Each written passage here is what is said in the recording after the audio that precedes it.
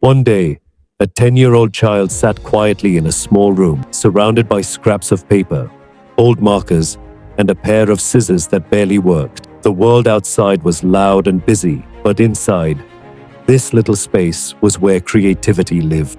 The child's hands worked quickly, cutting and folding, trying to turn an idea into something real. It wasn't much, just a hobby, but it felt special. Each piece of work, no matter how small, carried a spark of joy, but no one seemed to notice. At school, classmates laughed when they saw the creations. "Why are you wasting your time on this?" they would say. The child didn't answer, just kept working in silence, hiding the sketches and tiny models in a worn-out school bag. Even at home, there wasn't much encouragement. "Focus on your studies," a voice would often say. But the child couldn't stop. It wasn't about impressing anyone. It was about creating something that felt meaningful. One evening, while sitting at a kitchen table covered in glue stains and crumpled papers, a thought came. What if I share this with the world? It seemed silly at first. After all, who would care about something made by a kid? But the idea wouldn't go away. Gathering courage, the child asked for an old phone, one with a cracked screen and a barely working camera.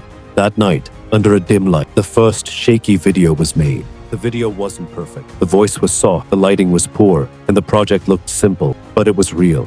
It showed tiny hands creating something from nothing, a moment of magic. The child hesitated for hours before pressing upload. When it was finally shared online, there was no expectation. It felt like shouting into a giant, empty room. The next morning, the child woke up to something unexpected. The video had a few comments. Strangers wrote things like, "This is amazing," and "How do you do this?" For the first time, someone outside that small world saw value in the work. Encouraged, the child made another video, then another. Slowly, a small audience grew. The turning point came when a popular page stumbled upon one of the videos and shared it. Suddenly, the small audience turned into thousands. Messages poured in from people saying how inspiring it was to see creativity so pure and honest. One comment stood out. "This reminded me of my childhood dreams. Please, keep going." The child read it over and over, holding onto the words like a lifeline. With each new video, the projects grew bigger and better. What started as small crafts evolved into something more innovative. People began asking for tutorials, and some even shared their own versions of the creations. A community started forming. A group of people connected by a shared love for imagination and creation. But it wasn't all smooth sailing. There were moments of doubt, when negative comments would sting or when a video didn't perform well. There were late nights and times when school felt overwhelming. Yet, every time the child thought about quitting, a message or a comment would arrive at just the right moment. "You inspired me to start creating again," someone would write.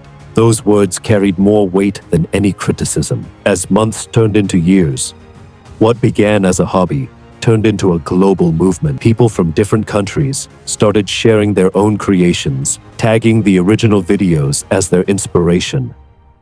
A brand was born, not from fancy marketing or big investments, but from a child's quiet determination to keep creating. Looking back, the most beautiful part of the journey wasn't the number of followers or the recognition. It was the way a simple idea brought people together. The child, now older, often thinks about those early days, the laughter, the doubts, the late nights at the kitchen table. None of it feels bitter anymore. In fact, it feels like proof that even the smallest ideas, when nurtured with love and persistence, can grow into something extraordinary. This story isn't about fame or fortune. It's about the courage to believe in yourself, even when the world doesn't. It's about starting small and staying true, even when things get tough. Most importantly, it's a reminder that sometimes what begins as a quiet hobby can light up the world.